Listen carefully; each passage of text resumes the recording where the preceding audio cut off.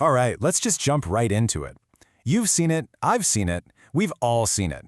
An animal in a vest trotting through a grocery store, maybe a cat in a carrier at a restaurant. And it makes you wonder, right? Is that a highly trained service animal, an emotional support animal, or just someone's pet?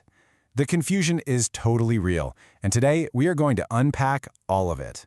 You see the gear, the vest, maybe even an ID card that looks pretty official. But what does any of that actually mean? This is the real question we're digging into today. How in the world do we tell the difference, and why has it gotten so darn hard to distinguish a legitimate assistance animal from a well-loved pet? So, to really get to the bottom of this, we have to start with the law, because legally speaking, not all assistance animals are created equal. The terms service animal and emotional support animal, they have very specific and actually very different legal meanings. Now check this out, because this chart really lays out the great divide. On one side, you have service animals. They're governed by the Americans with Disabilities Act, the ADA. And here's the key word: trained. These are dogs, and sometimes miniature horses, believe it or not, that are individually trained to perform specific tasks. We're talking about things like guiding the visually impaired or alerting someone to an oncoming seizure. That specific training is what gives them broad public access. Then, on the other side, you've got emotional support animals, or ESAs. They're covered by a totally different law, the Fair Housing Act. Their function isn't about tasks, it's about providing comfort just by being there, and that's why their legal protections are pretty much limited to just housing. So here's where it gets tricky in the real world. When it comes to a service animal in a public place, like a store or a restaurant, the staff is legally very limited. They can't ask about the person's disability, and they can't demand to see some special ID card. It's a system that's really built on trust. But, it also kind of opens the door for all the confusion and misrepresentation we're seeing everywhere. You'd think with these clear legal lines, it'd be simple, but not so much. The whole system is being challenged by a huge rise in misrepresentation, and a lot of it is being fueled by this really confusing and often totally misleading online marketplace. There's actually a technical term for this: malingering. In this context, it just means someone is intentionally saying their pet is a service animal when it hasn't had any training, or they're trying to use an ESA letter to get into places where pets aren't allowed. It's basically faking it to get perks you're not legally entitled to. And this right here perfectly illustrates the engine behind all the confusion. Just do a quick search online. You'll find tons of sites promising to certify or register your pet as a service or support animal, all for a fee. This quote from State Line just hits the nail on the head. These super easy to get but legally meaningless certificates make it incredibly tough to separate what's real from what's not. And here it is. This is the single most important fact in this entire explainer. So let me say it again really clearly. The U.S. government does not have an official registry for service animals. There is no federally required certification.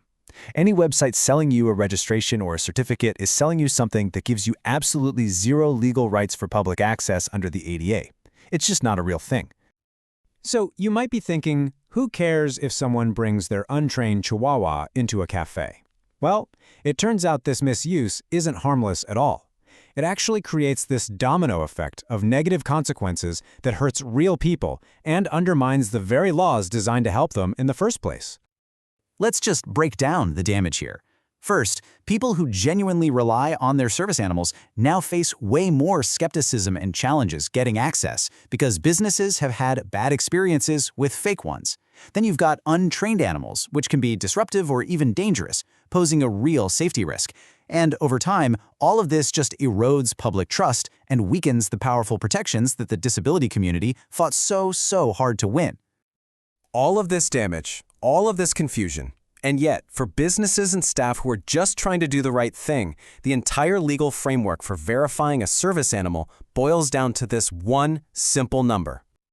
So what's the solution here? Honestly, it all comes down to being informed. And, as we just saw, that number 2, well, it represents the 2 simple legal questions that staff are actually allowed to ask to clarify an animal's status. Knowing these rules is the absolute key. And this is so critical. If you work in any kind of public-facing business, you don't have to be a legal expert, but you do need to know the rules to protect both your business and the rights of your customers. And here they are, the 2 golden questions. If it's not totally obvious that a dog is a service animal, staff can ask, number 1, is the dog a service animal required because of a disability? And number 2, What work or task has the dog been trained to perform? And that's it. You can't ask for papers, you can't ask for a demonstration. The handler's answer to that second question is what confirms if the animal meets the legal definition. For everyone else, the guidance is just as clear. If you're a landlord, you need to follow the housing laws for assistance animals. For people who might need an animal, the focus should be on proper, legitimate training, not some worthless online certificate.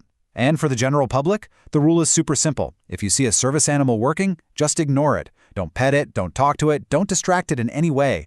That animal is on duty, and your interaction could literally put its handler at risk. So we end here. This is the real challenge, isn't it?